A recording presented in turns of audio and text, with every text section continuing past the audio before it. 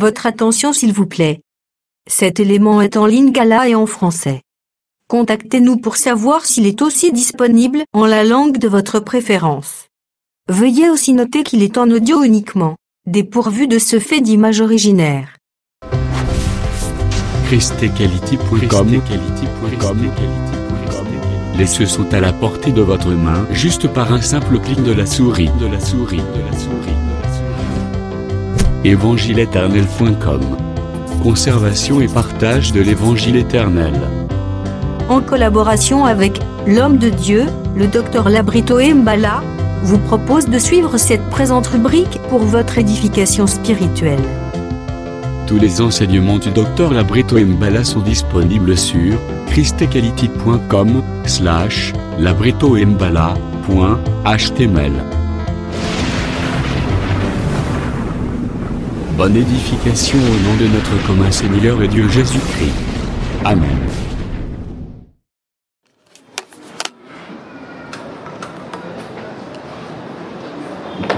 Shalom à l'Église de Jésus-Christ. Shalom. Que la grâce du Seigneur soit avec tous. Qu'il plaise au Seigneur qu'il vous bénisse sérieusement ce soir. Afin de train, nous allons nous lever pour la lecture des rouleaux saints. Nous allons prendre Genèse chapitre 14, le premier verset jusqu'au 4e verset. Nous lisons au nom de Jésus-Christ. Amen. Dans le temps d'Amraphel, le roi des Chinéars, d'Argent, le roi des Lansar, de Kedorlaomer, roi des Lames et de Tibéa, le roi des Gojim. Il arriva qu'ils firent la guerre à Béra, roi de Sodome, à Birsha, roi de Gomorre, à Shinéab, roi d'Adma, à Shemeber, roi de Tséboïm, et au roi de Béla qui est Tsoar.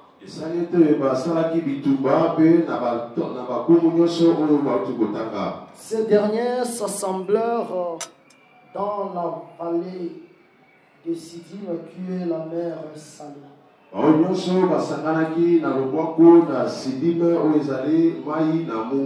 Pendant 12 ans, ils avaient été soumis à Kedorlaomer, et la 13e année, ils s'étaient révoltés. Nous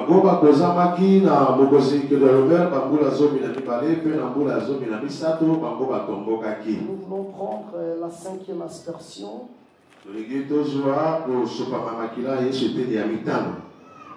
Jean chapitre 6, le verset 54. Celui qui mange ma chair et qui boit mon sang a la vie éternelle. Et je les ressusciterai au dernier jour. Car ma chair est vraiment une nourriture. Et mon sang est vraiment un breuvage. Asseyez-vous confortablement, on va revenir. Que le Seigneur nous fasse grâce que c'est quelque soit que ma travail au nom de Jésus. Amen. Je vais prier un peu. Seigneur des grâces, je te recommande cet instant entre tes mains. Dans le livre d'Apocalypse chapitre 1, on ne nous montre pas un homme qui marche au milieu de cette chandelier, mais on nous montre toi le Fils de l'homme. Tu marches au milieu de cette chandelier pour dire que c'est toi le Dieu qui contrôle tout. Tu contrôles ton œuvre du début jusqu'à la fin. Contrôle l'auditoire ce soir et que toute puissance maléfique, diabolique, démoniaque soit anéantie au nom puissant de Jésus-Christ. Lève-toi comme le bon berger. Tu connais la maladie de chacune de tes brebis, et toi, comme le réparateur de brèches, sois là pour réparer. Au nom de Jésus-Christ, nous recommandons le message entre tes mains. Prêche-nous, montre-nous le chemin. Au nom de Jésus-Christ, Amen. Amen. Que le Seigneur vous bénisse. Amen. Aujourd'hui, nous sommes au 7e épisode de notre série d'enseignement. Et nous sommes au niveau de la 5e aspersion.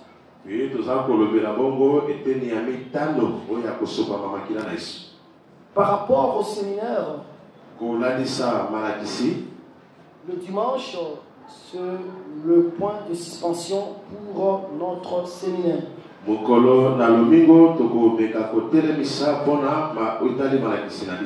je bénis le Seigneur pour ta présence chaque jour, que le Seigneur se souvienne de toi. Je vais te dire que tu n'as pas gaspillé ton temps. Au contraire, tu as gagné beaucoup de choses. Mais il y a une exhortation dans les 100 livres. Prends garde que la lumière qui est en toi ne soit ténèbres. Tu as reçu beaucoup de choses de la part du Seigneur. Garde-les. Ne les laisse pas à l'ennemi. Est-ce que vous me comprenez très bien? Amen. Bien-aimés dans le Seigneur, nous avons dit que la première aspersion, c'est ça la rédemption. La deuxième, c'est la purification.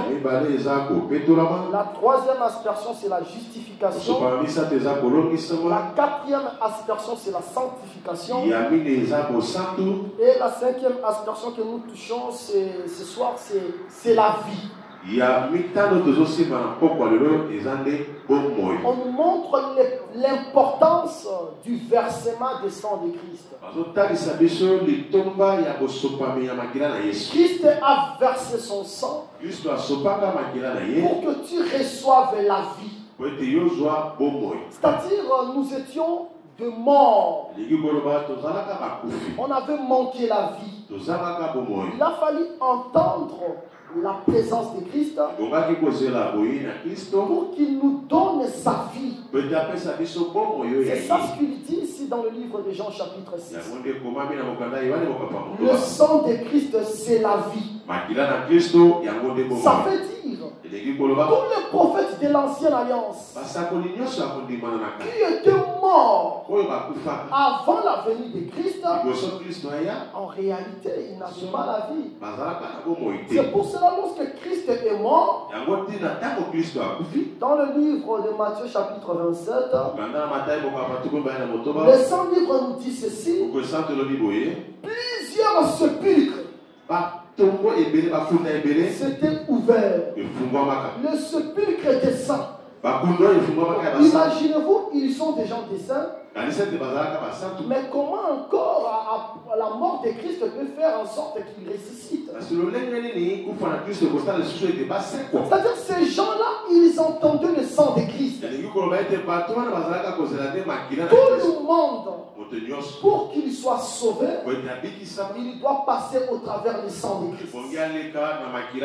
Parce que le sang de Christ, c'est ça la vie. Une fois son sang pénètre ta vie, tu es un homme heureux. Une fois une petite gouttelette entre dans ta vie, même si tu étais mort depuis la tête jusqu'aux pieds, la petite gouttelette là va changer toute ta vie, va te donner la vie. Est-ce que vous me comprenez très bien? Et c'est ça la 5e aspersion. C'est que tu es déjà pire. Parce que le lépreux, il est déjà déclaré guéri par le sacrificateur. Mais la guérison ne peut pas s'arrêter là. On va faire l'aspersion sur le lépreux. L'œuvre de la croix nous a guéris. L'œuvre de la croix a changé notre vie. Mais il faut l'hysope pour prendre le sang de Christ afin de le répandre sur nous, pour que cette vie de Golgotha soit manifestée en nous. Et c'est ça la cinquième aspersion. Parce que lorsque Adam a péché, le sang d'Adam s'était devenu un sang impur. Et ce sang a contaminé toute l'humanité. Il a fallu que Christ vienne pour nous donner son sang. C'est pour cela que vous allez remarquer, le Seigneur avait interdit à Israël de manger le sang. Pourquoi? Parce qu'il savait que le sang des taureaux, le sang de bouc, n'allait pas donner au peuple la vie.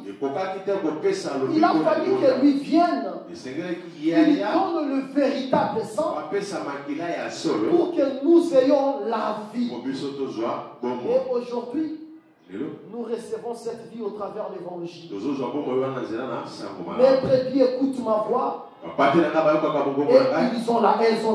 Est-ce que vous comprenez très bien? C'est en fait la cinquième aspersion. Mais nous allons évoluer parce que je vous avais dit que je ne saurais pas le détailler avec des écritures, avec beaucoup de choses, mais néanmoins je vais vous donner juste la petite lumière et qui va vous conduire pour atteindre la grande lumière.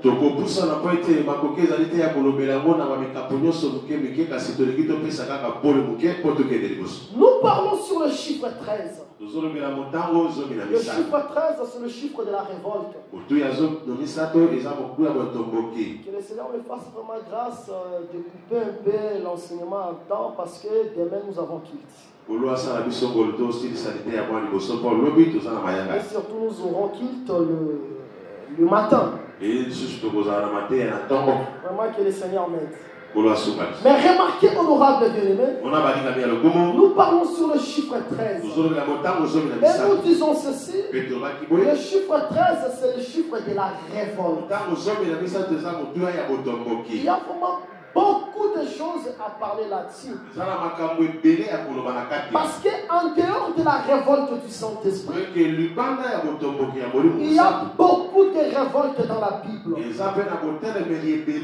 La première révolte qui a existé, c'était la révolte de Satan contre son créateur. L'Éternel a honoré Satan. Il faisait en sorte que Satan marche même sur le pierre excellente. Il a donné à Satan de privilèges. Mais Satan, il était égoïste. Il ne se rassasie jamais. Et il s'était révolté contre le grand Dieu. Et le grand Dieu, tellement il est le Dieu tout-puissant, il a précipité avec beaucoup de facilité. Satan est tombé sur la terre. C'est-à-dire déjà là-bas, à l'éternité, nous avons vu la révolte de l'ange de lumière. Et sur la terre, nous avons vu aussi la révolte d'Adam. Nous avons vu beaucoup de révoltes. Beaucoup de révoltes d'Israël contre Dieu. C'est-à-dire en dehors de la révolte contre le Saint-Esprit, il y a beaucoup de révoltes aussi contre le Saint-Esprit. Beaucoup de révoltes contre notre Dieu. C'est comme le bien-aimé Emma. On peut lui dire ceci. Bien-aimé, tu vois, il y a un foyer au niveau de Mbazalemba. Va conduire ce foyer là-bas. Le frère, il part conduire. Il voit que le fidèle commence à venir. Il se révolte contre nous ici. Cette révolte, ce n'est pas une révolte du Saint-Esprit. Ça, c'est même la rébellion. Est-ce que vous me comprenez très bien? C'est comme notre foyer de l'université, il y a quelque chose là-bas. Les frères qui sont là-bas, qui conduisent là-bas, Dès que le Seigneur a fait grâce, dès que cette œuvre éclate, il commence à rassembler des centaines de milliers. Il se révolte contre Rikini. Il se détache de nous. Sans notre consentement, sans notre aval, cette révolte, c'est une rébellion. Et là, le Seigneur n'est pas là. Est-ce que vous me comprenez très bien? Parce que derrière toute révolte, qui ne sont pas la révolte du Saint-Esprit, le Seigneur n'y est pas. Est-ce que vous me comprenez très bien? C'est que dans le monde, il y a beaucoup de révoltes. Même le monde ici, les grandes puissances se sont déjà révoltées contre Dieu. C'est pour cela que je vais vous montrer un peu, vous prouver, par rapport à une vision prophétique, à une vision qui comprend mieux les temps, pour comprendre qu'est-ce qui se passe dans le monde. Pour comprendre que le chiffre 13, effectivement, c'est le chiffre de la révolte. Je sais que les gens qui connaissent mieux le français vont me dire que docteur, le chiffre c'est seulement 1 jusqu'à 9. Mais il ne faut pas parler de chiffre 13, parler de nombre 13. L'apôtre Paul dit ceci: je peux être ignorant en ce qui concerne le langage, mais pas à ce qui concerne la connaissance. On a mis chiffre 13 pour que vous ayez l'idée. Parce que si on mettait nombre 13, on allait penser qu'on va expliquer le livre des nombres 13. C'est pour cela qu'on a mis chiffre 13 pour que vous ayez la compréhension. On prêche pour que le peuple comprenne. Il ne faut pas m'amener beaucoup de français si je sais que c'est le nombre 13, mais on prend un chiffre 13 pour vous faire comprendre. Alors le Saint-Esprit m'a révélé quelque chose. Pour que je puisse un peu étudier ensemble avec vous aujourd'hui les $1. Parce que le billet de $1, c'est un billet des Américains. C'est un billet qui n'a pas trop de valeur comme les autres billets.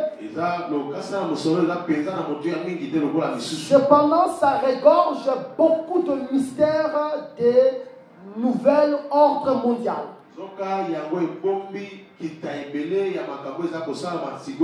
pour cela que nous disons ceci. Lorsque Daniel a reçu la vision, il a vu le 4e animal en corrélation avec la vision de Nabucodonosor. Il avait vu une grande statue et il a vu la 4e partie.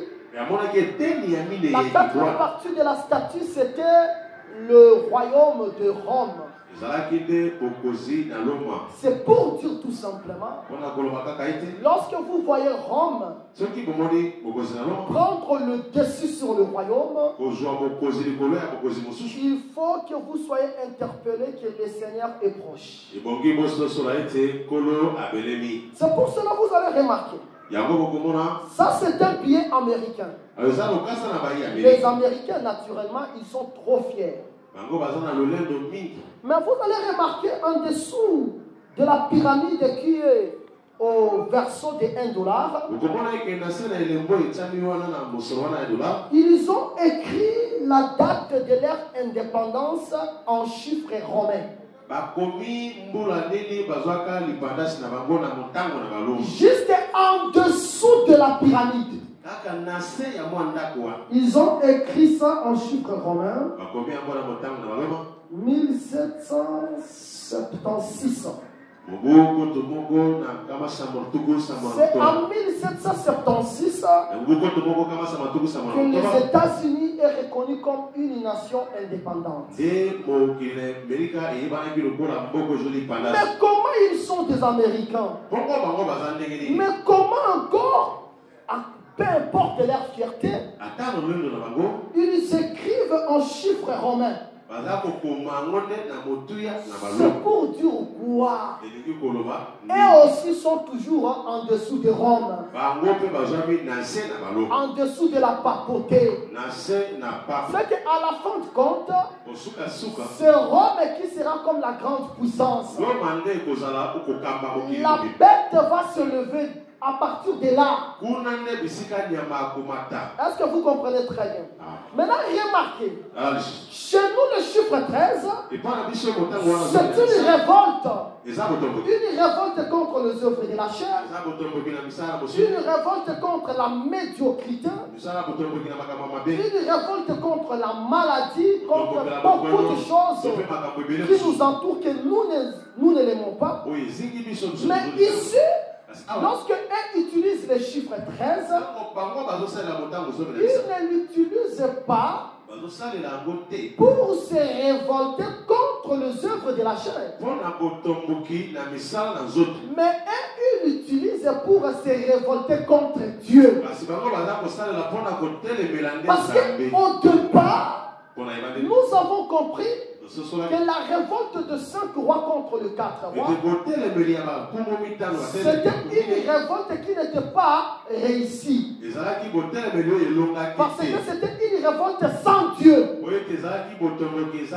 Est-ce que vous comprenez très bien? C'est qu'il y a des révoltes avec Dieu.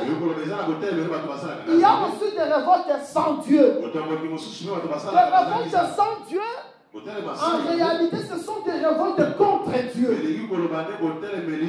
Comme le monde, le royaume du monde, il se révolte contre Dieu. C'est pour cela, dans ce billet de $1, qui regorge beaucoup de mystères, vous allez remarquer qu'il n'y a que la présence de chiffre 13. Si vous regardez cette effigie, vous allez remarquer qu'il y a un aigle ici. Mais l'aigle dans cette main, il tient un peu de choses. Il tient de part et d'autre le flèche et le feuille d'olive.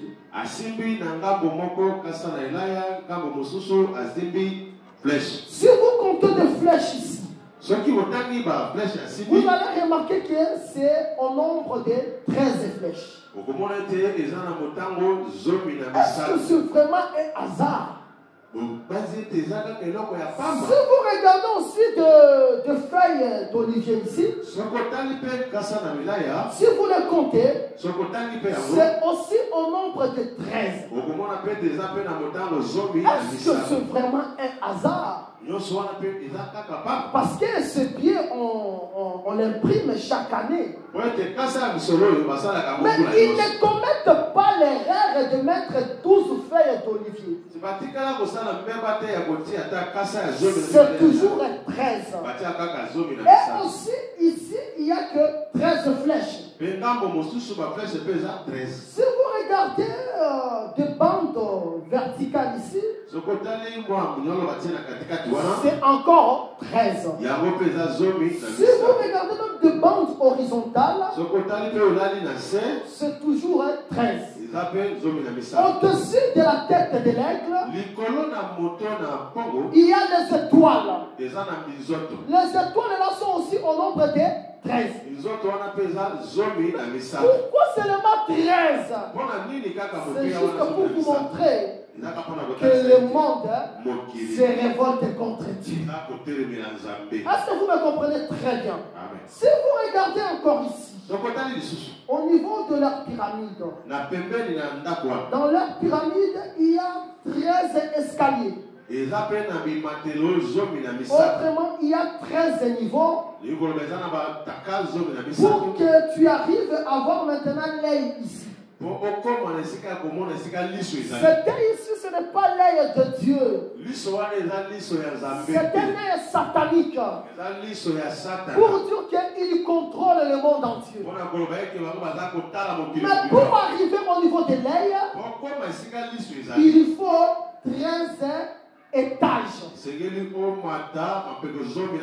faut 13 escaliers. Et si vous regardez, ils sont des Américains. Quelle que soit leur fierté, mais ils se permettent quand même dans leurs billets de mettre des noms latins. Ils ont mis ici Anoït Coeptis. C'est un nom latin. Et si tu comptes ici le nombre de lettres, le nombre de caractères ici, c'est au nombre de 13. Pourquoi ces choses, c'est toujours 13 sur ces billets? Avec un œil de sentinelle. Avec un œil de sentinelle. Non, avec. Pas ça. Avec un œil de sentinelle. D'accord. Avec un œil prophétique. Nous comprenons que le monde utilise le chiffre 13 pour se révolter contre. Et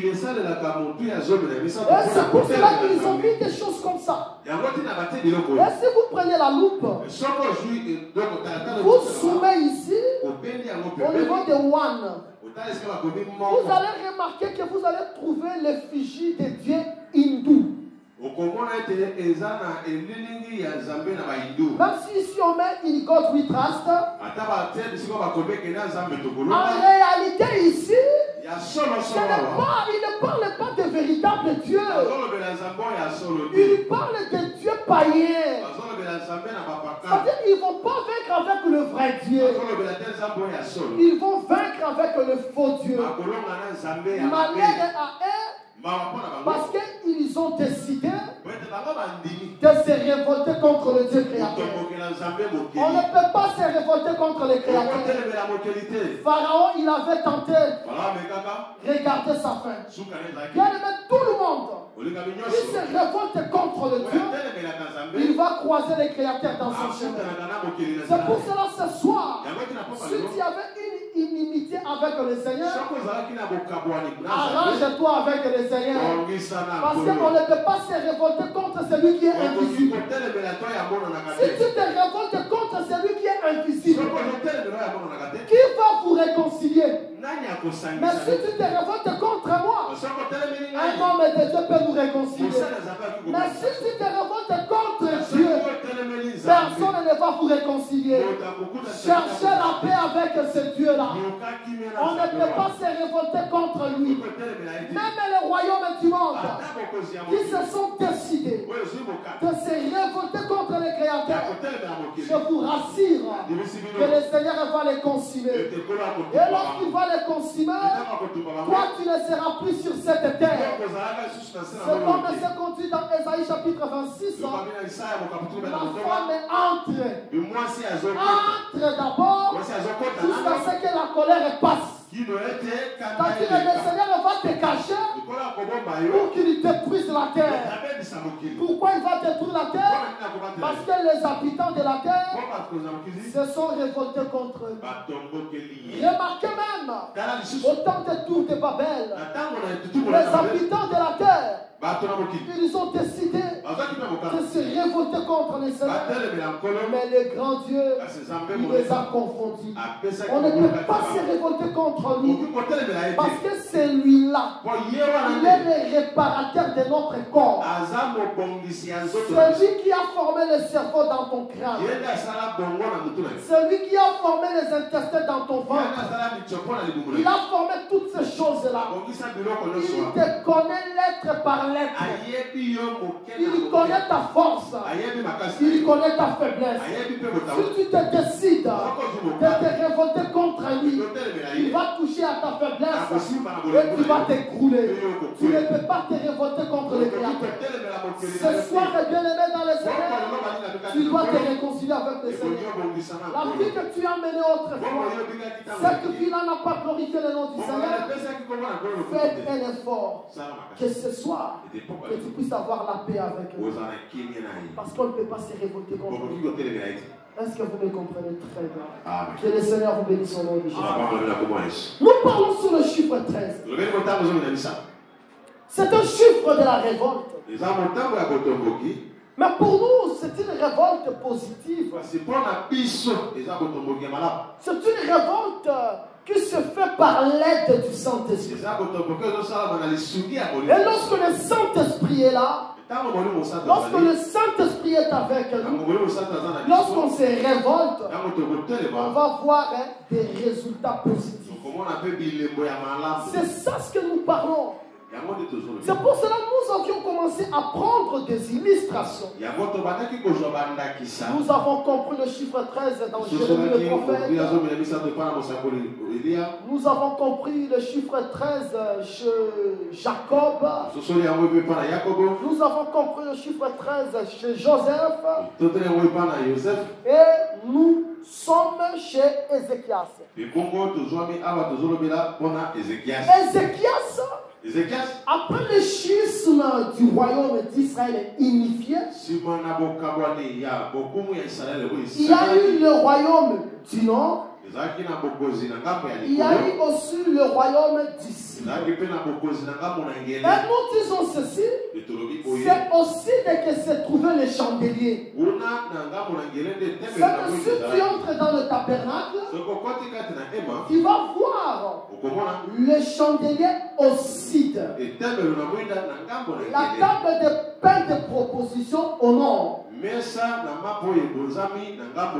peuple du sud, c'est nous l'église. Mais selon le frère Jean dans le livre d'Apocalypse 1, il nous montre que l'église c'est un chandelier. C'est-à-dire que c'est l'église qui se trouve au sud. Raison pour laquelle nous n'avons pas pris le royaume du nord, mais nous prenons le royaume du sud. Après le schisme, on va commencer à compter le roi dans le royaume du sud.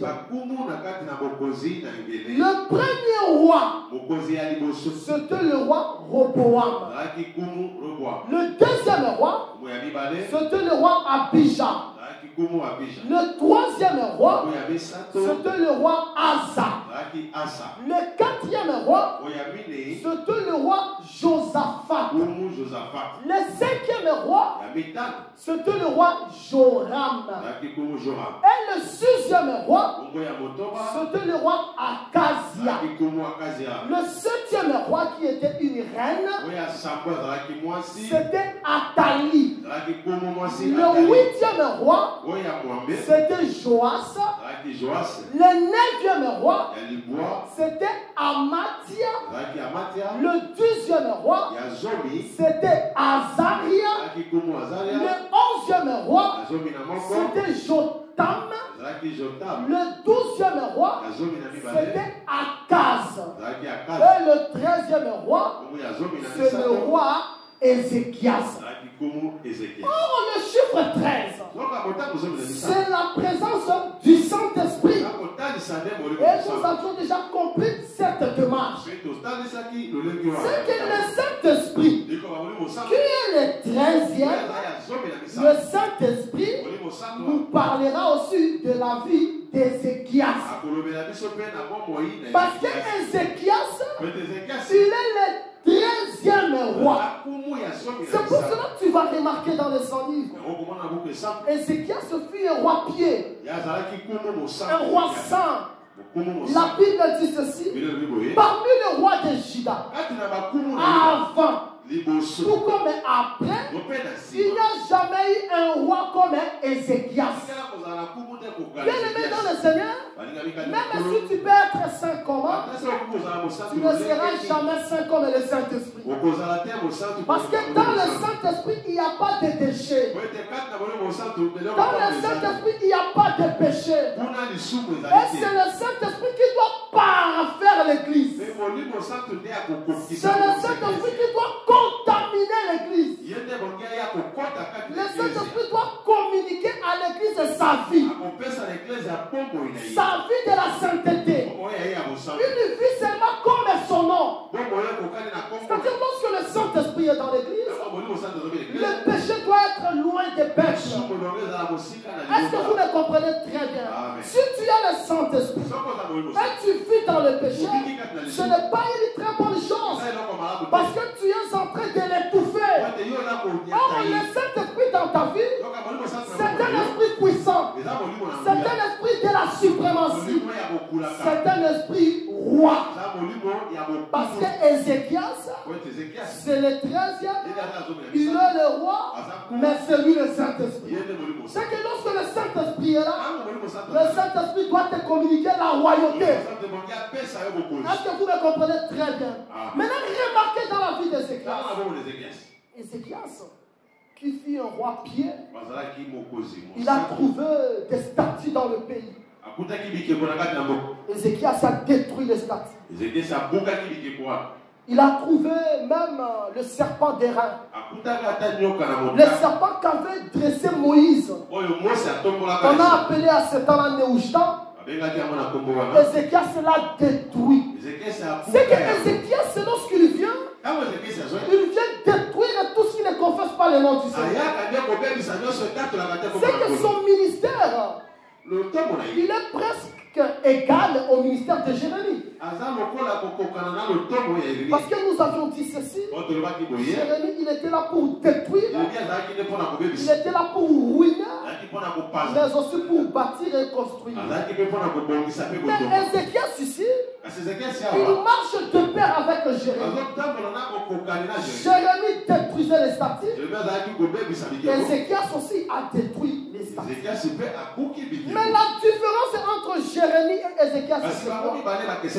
Jérémie, lui c'est un prophète. C'est-à-dire lui c'est un homme spirituel. Mais Ézéchias, c'est un roi. C'est que le Saint-Esprit, lorsqu'il joue le rôle de Jérémie dans ta vie, c'est pour détruire les œuvres spirituelles dans ta vie. Les œuvres qui te combattent spirituellement. Lorsque tu rêves des serpents, tu rêves que tu es dans une forêt, tu rêves que tu es en dessous des eaux, tu rêves qu'on est en train de te guillotiner. Ce sont des choses spirituelles. Ce sont des choses que tu ne peux pas contrôler physiquement avec l'intellect. Mais le Saint-Esprit, lorsqu'il joue le rôle de Jérémie dans ta vie, il doit détruire toutes ces choses-là. Et il va détruire pour la personne qui veut qu'il soit libre. C'est-à-dire, si tu veux vraiment la liberté du Seigneur, je te dis la vérité, le Seigneur te rendra libre au travers de la puissance du Saint-Esprit. Si tu veux devenir un roi, tu veux réussir dans la vie, dans les études, dans tes projets, des choses physiques, et qu'il y a des choses qui te bloquent. Là, le Saint-Esprit va descendre dans ta vie, comme Ézéchias. Parce que Ézéchias, c'est le roi. Le roi, c'est l'élévation. Le roi, c'est la prospérité. Le roi, c'est la richesse. Le roi, c'est être bailleur. Et le Saint-Esprit qui va descendre en toi, le Saint-Esprit peut te donner l'argent. Le Saint-Esprit peut te communiquer le bonheur. Le Saint-Esprit peut te communiquer le succès. Le Saint-Esprit peut te donner les enfants. Il peut te donner toutes ces choses-là. Mais en ce moment, le Saint-Esprit joue le rôle comme Ézéchias, le 13e. Est-ce que vous comprenez très bien? C'est que le Saint-Esprit, c'est un esprit roi. C'est que lorsqu'il est dans toi, tu dois dire, moi je ne suis pas esclave. Moi je suis le roi. Moi, je dois régner. Je dois marquer ma génération. Le Seigneur doit manifester sa force dans moi, afin que le monde reconnaisse que je serve le Dieu véritable.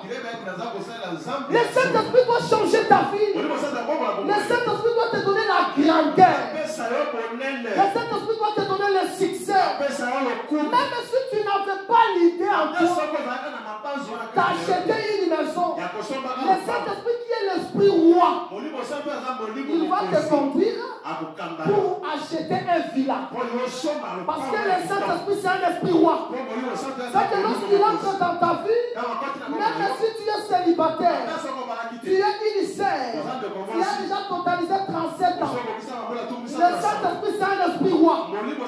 Le Saint-Esprit va te donner le mariage. Même si tu es méprisé, le Saint-Esprit va te consoler. Et le Saint-Esprit va te donner la valeur dans ta famille. Tu vas faire le voyage à Loufou. Le Saint-Esprit va t'accompagner. Et ce voyage va réussir. Tu vas faire le voyage maritime. Le Saint-Esprit va t'accompagner. Et tu vas réussir dans ton voyage. Tous les projets que tu feras, tu réussiras. Voilà pourquoi il est écrit: recommande tes projets à l'intérieur et tes œuvres réussiront. Tu dois réussir parce que le Saint-Esprit, c'est un esprit roi. Tu dois être toujours au-dessus. Pas la quai, pas la quai. Pas la quai comme ce soir. Je ne veux pas que tu sois la tête. Ce soir, je veux que tu sois la tête. Ce soir, je ne veux pas que tu sois derrière. Ce soir, je veux que tu sois devant. Même si se trouve un moment que tu sois comme David, oublié par son père. David, il est derrière le troupeau. Il y aura un temps, le Seigneur va faire en sorte que David soit devant le troupeau. Pas seulement devant les agneaux, mais devant le peuple d'Israël. Le Saint-Esprit, c'est un esprit roi. Lorsqu'il est dans ta vie, il doit réussir. C'est que la réussite, c'est ton droit. C'est ton droit. Tu vois comme tu as soif de boire de l'eau. Soif de boire de l'eau. Comme tu as besoin de manger la nourriture. Tu vois tout ça. C'est-à-dire c'est automatique. Tu ne supplies pas ça. C'est-à-dire ça vient automatiquement. Ça provoque une physiologie de l'appétit et de la soif. Ça crée en toi la soif de prendre de l'eau. Donc avant de venir, tu as pris de l'eau. Tu as mangé. C'est naturel. C'est normal. De la même manière, si tu as le Saint-Esprit, être riche, ce n'est pas quelque chose de spécial. C'est naturel. Le Saint-Esprit, c'est un esprit roi. Il doit vous placer au sommet. Voilà pourquoi il est écrit: mon serviteur, il se levera, il montera bien haut. Je souhaite que tu prospères à tous égards, en bonne santé, comme prospère l'état de ton âme. Pourquoi? Parce que le Saint-Esprit, c'est un esprit roi. Esprit de la suprématie. Même si on t'oublie, on doit se souvenir de toi. Parce que quand il y a la royauté en toi, papa de David, il a oublié son fils. Mais dans le sang de David, c'était tout un roi. Appelle-moi David. C'est David qui sera le roi. Bien-aimé dans le Seigneur, dans ta famille, si tu es le seul qui prie dans l'évangile éternel, si tu es la seule qui est sainte dans ta famille, je te dis la vérité, c'est toi qui seras la tête de ta famille. Parce que ici, tu reçois le Saint-Esprit, qui est l'Esprit roi. Oui, tu dois être roi. Tu dois régner. Parce que Jésus-Christ, qui est le Saint-Esprit, qui est notre maître, il dit ceci: je suis roi et je suis né. C'est-à-dire, il est né roi. Il a grandi roi. Il est mort à la croix roi. Il est ressuscité roi. Il nous envoie le Saint-Esprit comme le roi. Le Saint-Esprit, c'est l'Esprit roi. Tu dois dominer. Toi, on ne peut pas te dominer. C'est ça la parole de Dieu. C'est pour cela que tu dois te révolter. Tu dois réclamer ce qui t'appartient. Seigneur, je finis mes études. Je n'ai pas de boulot. Non, je ne peux pas vivre comme ça. Donne-moi le boulot. Même s'il y a des lois de famille, les lois de famille n'ont pas d'autorité dans ma vie parce que moi j'ai le Saint-Esprit. Je vais dominer sur les lois familiales. Je vais dominer sur les lois de la sorcellerie. Tu dois dominer parce que le Saint-Esprit, c'est l'Esprit roi. Ta santé. Chaque jour malade, mais ce n'est pas normal. Ézéchias, le 13e. Remarquez, honorable bien-aimé, une fois, Ézéchias aussi est tombé malade. Il est tombé malade. Mais il a compris que si j'invoque l'Éternel, je serai guéri. Il va invoquer l'Éternel et il sera guéri. C'est-à-dire au temps du Saint-Esprit, il y a le temps d'Ézéchias, s'il y a des maladies, il faut qu'il y ait des guérisons. Parce que Ézéchias, le 13e, il était malade, il était aussi guéri. Toi aussi, ce soir, si tu es venu malade, peut-être que tu souffres de maladies intimes, tu as peur de les expliquer, tu as honte de les dire. Le Saint-Esprit n'a pas besoin que tu puisses nous dire. Le Saint-Esprit qui est l'Esprit roi, l'Esprit qui guérit des maladies, laisse que le Saint-Esprit te touche. Parce que le message est accompagné de miracles. Que le Saint-Esprit te touche, que tu sois guéri de la typhoïde, de caries dentaires, de malaria, des infections, de céphalées, de migraines, de sida, de diabète, de tuberculose. C'est le Saint-Esprit qui est l'Esprit roi, puisse te guérir. N'importe quelle douleur que tu as amené ce soir, l'Esprit roi, il est là pour chasser ces douleurs. Parce que Jésus-Christ, il est arrivé quelque part. Il a vu, il a croisé des gens qui souffraient. Les autres avaient des douleurs. Jésus-Christ les a guéris tous. Ce Dieu-là n'a pas de favoritisme. Il ne peut pas seulement aimer ces gens-là et te détester. Il les aime, il t'aime aussi. Comme ce soir, il est au milieu de nous. C'est l'Esprit roi, il doit te guérir de toutes tes maladies, de toute infection. Non seulement qu'il te guérisse, mais que cette maladie ne revienne plus jamais dans ta vie. Car les Égyptiens que vous le voyez, vous ne le verrez plus jamais. Le Saint-Esprit, c'est l'Esprit roi. Est-ce que vous me comprenez très bien? Amen. Bien-aimé dans le Seigneur. Mais il y a quelque chose encore de triste chez Ézéchias. Ézéchias a manifesté l'inconstance. Il a manifesté l'inconstance. Parce que Ézéchias, il a commencé son règne à l'âge de 25 ans. Il régnait très bien. Il a détruit les olliers. Mais la 14e année de son règne, Ézéchias a 25 ans. La 14e année de son règne, Ézéchias aura quel âge? 39 ans. C'est-à-dire Ézéchias était juste à la limite d'atteindre les 40. Mais au niveau de la 39e année, Ézéchias va péter les plombs. Ézéchias va paniquer. Parce que Ézéchias s'était déjà révolté contre le roi d'Assyrie. Mais à la 39e année de son âge, Ézéchias pète les plombs. Ça restait seulement une année pour qu'il totalise les 40. Or, lorsque tu totalises les 40, tu ne seras plus dans le désert. Tu vas hériter le pays. Lorsque tu totalises les 40, même s'il y a les démons dans le désert, tu vas les vaincre. Parce que Jésus, il a gêné pendant 40 ans, il a vaincu le diable.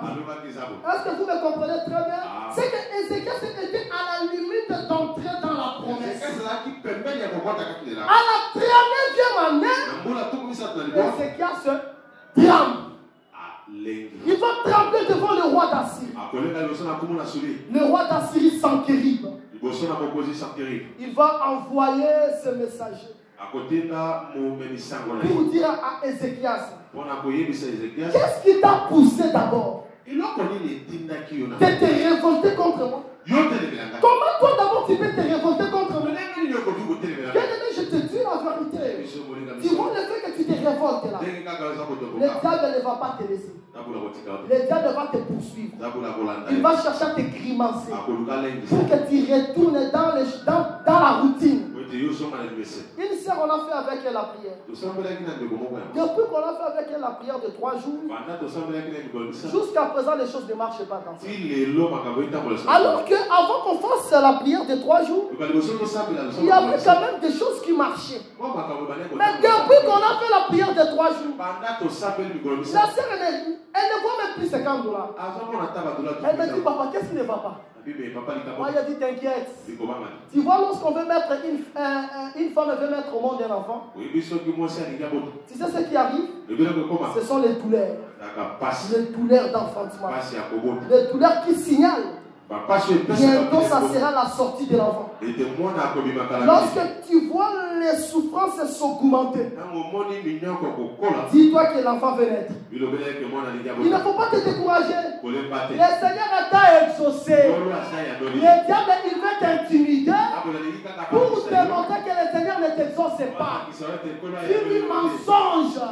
Le Seigneur m'a exaucé dès le premier jour où j'ai ouvert ma bouche pour adresser mes prières chez lui. Je te dis, ma soeur, même si tu vois les choses ne marchent pas encore, le Seigneur t'a déjà exaucé. Le diable, il veut te grimacer. Même si tu grimaces, reste constant. Ne sois pas comme Ézéchias qui a paniqué. Est-ce que tu me comprends? Pas de panique. Il ne faut pas paniquer. Crois que le Seigneur m'a déjà dit. Il a déjà fait quelque chose. Ma vie n'est plus la même. Je le verrai. Je le toucherai. Et je vais passer ici. Même si je perds des témoignages, mais à cause de ce bonheur, je vais prendre le micro et je vais témoigner la grandeur et le bonheur de Dieu. Il va grimacer Ézéchias. Ézéchias, c'est t'a dit d'abord. Ézéchias se va dire non, je ne me répands. Non, je ne me répands. Mais Ézéchias, il ne faut pas te repentir. Pourquoi tu vas te repentir? C'est lui qui t'a délivré entre les mains de ce roi-là. Il va te délivrer aussi devant Sanchérib. Tu as peur de quoi? Ne tremble pas, Ézéchias. Ce soir, le Seigneur te dit aussi, il ne faut pas trembler. Parce que tu as vu les choses devenir difficiles. Le Seigneur est avec toi. Le Seigneur, c'est lui qui a créé les yeux. Comme il a créé les yeux, il voit tes problèmes. Le Seigneur, c'est lui qui a créé les oreilles. Comme il a créé les oreilles, il écoute tes prières. Et ce soir, il va t'écouter. Ce soir, il va te voir. Ce soir, il va descendre pour te délivrer. Ézéchias va paniquer la première année de sa vie. Il va dire, Sanchérib, je ne réponds. Alors Sanchérib entend. Pour apaiser ta colère, je vais te donner 11 tonnes. 11 tonnes d'argent. C'est-à-dire c'était quelque chose de 300 talents d'argent. Et une tonne d'or ou bien 30 talents d'or. Il donne ça à Ézéchias. Il donne ça à Sanchérib. C'est-à-dire qu'il prend ses richesses pour apaiser la colère de Sanchérib. Les richesses là, c'est pour Ézéchias. Il le prend, il les donne à Sanchérib. Tout ça pourquoi? Parce que Ézéchias avait paniqué. Lorsque toi aussi tu paniques, tu peux prendre tes droits, tu les laisses au diable, alors que les choses que tu as laissées là, ce sont tes choses, ce sont tes droits. Il ne faut pas paniquer, sinon tu risqueras de perdre 11 tonnes. Est-ce que vous me comprenez? Prenez 11 tonnes. 11 tonnes d'argent. Si on le vend aujourd'hui, je pose la question aux financiers. Financier, 11 tonnes d'argent, ça peut donner combien aujourd'hui? Et 1 tonne d'or, ça peut donner combien de dollars? Estimation. Des millions de dollars. C'est-à-dire qu'il a pris les millions de dollars. Les millions de dollars, c'est pour Ézéchias. Ce n'est pas pour Sankéry. À cause de la paix. Prends les millions de dollars. Mais laisse-moi tranquille. Au lieu qu'il se limite là, il a regardé des lames du temple. Des lames du temple que des lames d'or. Il va les enlever. Il donne encore à Sankéry. Au lieu que Sankéry ait pitié de lui, toutes ces choses-là n'ont pas satisfait Sankéry. Sankéry va appeler Rabouchaki. Et puis il va appeler les autres. Il va les envoyer. Allez chez Ézéchias. Mais comment Ézéchias t'a déjà donné le ton? Ça ne te suffit pas? Il réclame encore. C'est pour cela que je te dis, c'est important que tu te révoltes. Parce que même si tu ne veux pas te révolter, le diable ne va pas te laisser. Même si tu es pauvre, il va continuer à te combattre. C'est pour cela que te révolter, ça ne demande rien. Tu crois seulement à ce message, tu te révoltes. Parce que même si tu ne te révoltes pas, le diable, il va toujours te combattre. Ézéchias a donné des richesses, mais ça n'a pas satisfait Sankéry. Je ne suis pas satisfait. Il envoie Rabshaki. Rabshaki arrive à Juda. Il va dire ceci. Peuple de Juda, il ne faut pas écouter Ézéchias. Il est en train de vous tromper. Est-ce qu'Ézéchias, il est fort? Il s'appuie sur l'Égypte. Mais l'Égypte, c'est un roseau cassé. L'Égypte va faire quoi? Et il vous dit, appuyez-vous sur l'Éternel. L'Éternel va faire quoi? Demandez les nations. Dieu renversé les héritiers. Où est le Dieu d'Arpad? Où est le Dieu d'Amat? Où est le Dieu de Serfavaï? Je les ai écrasés. Est-ce que votre Dieu va résister? Merci. Les héritiers, c'est les héritiers. Notre Dieu, c'est notre Dieu. Les héritiers, ce sont des idoles. Mais notre Dieu, il est le créateur de Dieu. Il est même le créateur de toi, Sankéry. On n'a pas peur de toi. On va te frapper. Il a commencé à prononcer des paroles sarcastiques, des paroles de mépris, des paroles de dédain. Il a commencé à mépriser le Dieu d'Israël. Les dieux créateurs, tu le méprises. Je frappais les nations là. J'ai écrasé leur étude. Maintenant, comment toi, Ézéchias, tu peux te dire que je me révolte contre le roi d'Assyrie? Sankéry, il est tellement très bien vanté par son général Rabshaki. Comment tu peux vouloir résister contre le grand roi? Comme nous voyons jusqu'à aujourd'hui, il y a des ministres Rabouchakés. Des ministres Rabouchakés qui vantent d'autres ministres de Sankéry. Des faiblards. Des ministres qui ne savent pas se révolter. C'est-à-dire des ministres faibles. Il peut ne savoir que c'est un ministre ici. Sa femme n'est pas avec lui. Il a d'autres macango. Mais le ministre là ne peuvent rien dire. Tu vas dire Tu vas dire quoi? Au Colomani. Si tu oses d'ouvrir la bouche, on va te chasser du Soko collège. limeki kofungula monoko babengana na Des lisaka. ministres rabouchakés qui vantent des ministres Sankerib. Basali ya lotombo banachako baza kotombola. Parce que rabouchaké, il appelle Sankerib le grand roi. Wete na chaka zobenga mokozi na ye mokozi munene. Bien-aimé, tu t'appuies sur l'homme. Ozotelike pana mo. Lorsque l'homme va s'écrouler, Kama moto akokwe. toi aussi tu vas t'écrouler. Ne vous fiez pas aux hommes. Confiez-vous à l'Éternel. Vous ne serez jamais déçus. Il va dire ceci, Rabouchaké, le général. Il va dire les habitants de Juda.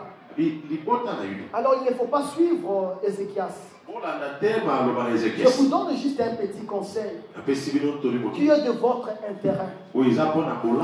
Rendez-vous au roi d'Assyrie. Lorsque vous allez vous rendre chez le roi d'Assyrie, il va vous donner la vigne, il va vous donner le figuier, et puis lorsque vous allez quitter votre pays, lui-même il vous donnera un autre pays. C'est-à-dire que Sankerib, comme l'esprit de la sorcellerie, comme l'esprit diabolique, c'est un esprit qui aime que tu puisses quitter ta destinée. Qui aime que tu puisses quitter ta destinée à cause des choses qui n'ont pas de valeur. Il va te montrer. Regarde, tu vas prendre $500. Toi, tu regardes, tu vois $500. Le fait que tu ne te connais pas bien, tu penses que ta valeur c'est $500. Non, révolte-toi. Est-ce que tu me comprends très bien? Tu dois te révolter. Si le Seigneur, tu travailles quelque part et on te paie, tu es licencié, on te paie $200 le mois. Là où tu travailles, tu écoutes le Seigneur te dire au songe que tu dois quitter ce travail. Quitte ce travail. Le Seigneur prendra soin de toi. Le fait que le Seigneur t'a dit de quitter, il va te donner un travail meilleur que ça. Il ne faut pas hésiter de te révolter à cause des maigres choses qui n'ont pas de valeur. Est-ce que tu me comprends très bien? C'est le message de la révolte. Moi je sais que celui qui écoute ce message avec foi, sa vie a déjà changé. Moi je vous dis la vérité, la maladie est déjà partie. Il est déjà dans sa destinée et il va vivre ça. Il va dire des choses comme ça. Lorsqu'on va dire, on va transmettre le message chez Ézéchias, le 13e roi, il va envoyer le messager chez Esaïe. Il va dire, Esaïe, nous sommes méprisés ici. Nous avons de l'angoisse. Nous souffrons. Regarde. Et Esaïe va répondre. Il va dire, allez dire à votre maître que Ézéchias ne soit pas dans le tremblement. Tu vois Rabouchaké qui est en route pour venir te détruire. Je vais créer une nouvelle. C'est le Seigneur qui est le metteur en scène. C'est le Seigneur qui est le metteur en scène. Même tu vois la maladie que tu as là, c'est le Seigneur qui l'a créé. Lui-même, il a créé la maladie pour qu'il vienne se glorifier dans ta vie. Je dis ceci, Lazare, il est malade. C'est l'ami de Jésus. On vient dire à Jésus, ton ami est malade. Mais autrefois, lorsqu'on disait à Jésus-Christ, la fille de Jairus est morte. Jésus-Christ, il part à l'immédiat. La fille de Jairus, ce n'est pas l'ami de Jésus. Jairus aussi n'est pas aussi l'ami de Jésus. Mais Lazare, ami de Jésus. Mais comme Jésus, c'est le metteur en scène. Cette maladie, ce n'est pas pour la mort. Au lieu de venir le deuxième jour, il vient le quatrième jour. Il a voulu que Lazare meure. C'est Jésus. Et qu'il a ressuscité. C'est Jésus. Il a créé les histoires dans ta vie, les situations dans ta vie, pour que lorsqu'il va opérer, que les gens disent que Jésus est Seigneur, Jésus est puissant, il est le metteur en scène. vais créer un scénario. na kosala Je eloko vais créer une nouvelle. na mina Pendant kosala que eloko Rabusaki attaquait Israël, ntango nzeka aza kobundisa on Israele a informé au roi d'Assyrie. baya kobisa mokonzi na J'ai gardé le roi d'Éthiopie. tanga mokonzi na Le Ethiopie roi d'Éthiopie ici, mokonzi na Ethiopie awa il s'est révolté, il t'attaque. atomboki azoya Il kobundisa n'y a plus moyen d'attaquer encore Ézéchiel. moya koya kobundisa Il Ezekiel change le chemin. abongoli Bien Israele aimé, je te dis ceci. Les gens viendront pour te détruire. Ils changeront le chemin. Pourquoi ils le changeront? Parce qu'ils verront le feu. Ils verront la puissance du Saint-Esprit. Car le Saint-Esprit, c'est l'Esprit roi. Gloire à toi, Seigneur. Merci parce que tu m'as donné le Saint-Esprit. Je n'ai pas acheté ça avec l'argent. Parce que l'argent ne peut pas acheter cet esprit puissant, cet esprit éternel, cet esprit de victoire, cet esprit de la royauté. Je dis merci à toi, Jésus. Hosanna à toi. Parce que ton esprit, c'est le gage de notre héritage. Il a changé la direction. Il va poursuivre le roi d'Éthiopie. Il laisse d'abord Ézéchiel se respirer. Ézéchiel se commence à respirer. Le Seigneur a dit, il ne faut pas t'en faire. Je vais faire quelque chose. Je vais détruire. Je vais détruire ça. Cette nuit-là, la Bible dit que l'Éternel a tué, il a envoyé son ange. Son ange a tué 180 000 personnes. En une nuit, 180 000 personnes étaient détruites. Bien aimé dans le Seigneur, est-ce que toi, même si tu as des démons, tu penses que tes démons arrivent au nombre de 2000? Je pose la question, est-ce que tes démons arrivent vraiment au nombre de 2000? Est-ce qu'ils arrivent au nombre de 3000? Est-ce que toi tu as 10 000 démons? Même si tu es légion, tu as 10 000 démons? Est-ce que tu as 10 000 démons?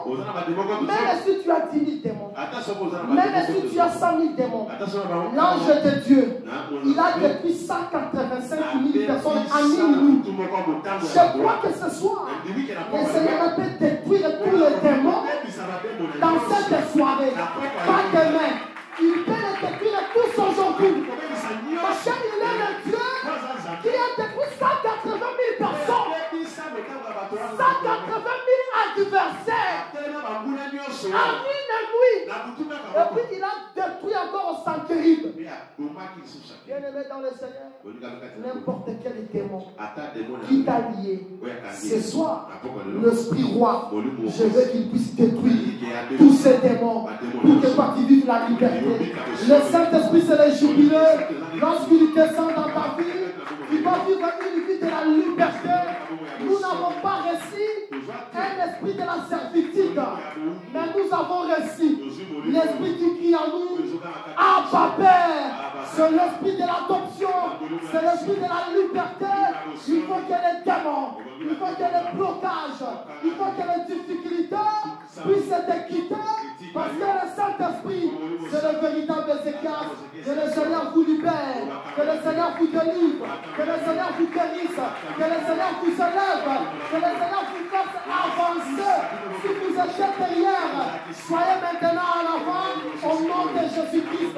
Nous allons nous élever pour prier. Merci d'avoir suivi ce message et que Jésus-Christ vous bénisse. Si vous avez une question à l'intention de l'homme de Dieu, si vous voulez que l'homme de Dieu prie pour vous, si vous voulez vous confier à l'homme de Dieu, ou si vous voulez tout simplement bénir l'homme de Dieu, contactez-le directement si ses coordonnées sont disponibles depuis sa page. Sinon, contactez-nous et nous lui transmettrons vos préoccupations. N'oubliez pas de faire un tour à notre page évangélisation pour voir en quoi vous pouvez vous rendre utile à Christ par cette œuvre. Que Dieu vous bénisse tous. Amen. ChristQuality.com. Les cieux en un clic de la souris. Évangile-éternel.com, le site de l'Évangile éternel.